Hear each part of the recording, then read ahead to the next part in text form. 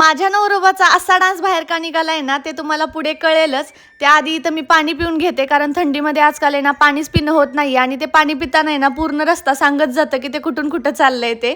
असो, इकडे मी अंडी उकडायला टाकली होती आणि त्यातलं एक अंड थोडंसं फुटलं, पूर्ण घरभर घाण वास पसरला होता आणि त्यामध्ये ना फेस सुद्धा आला होता. त्यानंतर मी मस्त असं आवरून घेतलं, कारण आहे ना थंडी एवढी वाजते, त्यामुळेच आज स्वयंपाकामध्ये सुद्धा शॉर्टकट मारला होता.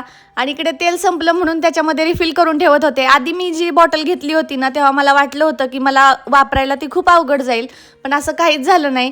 ती उलट इझी जातीये मला किटलीपेक्षा तरी, आणि ते वापरायला सुद्धा स्टँडर्ड वाटते, त्यामुळे मला ही बॉटल तर खूप आवडली आहे.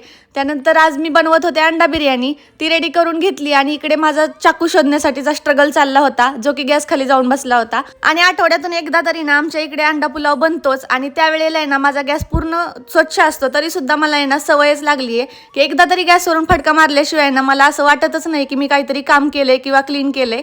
आता हा स्वच्छतेचा रोग फक्त माझ्यामध्येच आहे की तुमच्यामध्ये पण आहे ना, कमेंटमध्ये नक्की सांगा. आणि ह्यांना झाली होती सर्दी, डॉक्टरांनी त्यांना कॅप्सूल दिली होती जी की पाण्यामध्ये टाकून वाफ घ्यायची होती, आणि त्यांना ती इतकी आवडली होती ना की त्यांचा असा डान्स बाहेर निघाला होता, म्हणून त्यांचं हे असं चाललं होतं. भेटूया उद्याच्या व्लॉगमध्ये.